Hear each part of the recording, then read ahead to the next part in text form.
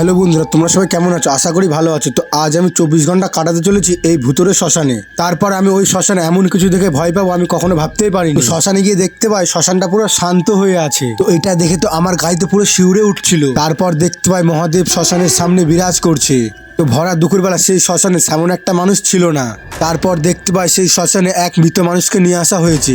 তো সেই মৃত মানুষকে দেখে আমার গাড়িতে পুরো শিউরে উঠছিল। তারপর ওই শ্মশানে কিছুক্ষণের মধ্যে অনেক মানুষকে দেখতে পাই। তো তোমরা এই সিঁড়িটা দেখতে পাচ্ছ, এই সিঁড়িটা দিয়ে মৃত মানুষদেরকে উপরে নিয়ে যেয়ে পুরানো হয়। তারপর আমরা সব বন্ধুরা হাঁটতে হাঁটতে চলে আসি একটি চায়ের দোকানে। সেখানে গিয়ে এক কাপ চা খাওয়ার পর শ্মশান মা কালীর কাছে।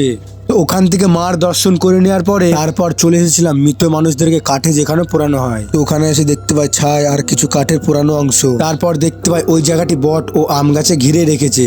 তারপর আমরা বাড়ি চলে আসি। তো গাইস, এই ভিডিওটা 50,000 লাইক আর চ্যানেলটা সাবস্ক্রাইব করে দিও। তো গাইস, তোমরা কি চাও আমি শ্মশানে রাত কাটিয়ে দেখা? তাহলে তোমরা কেউ কমেন্ট করতে ভুলো না।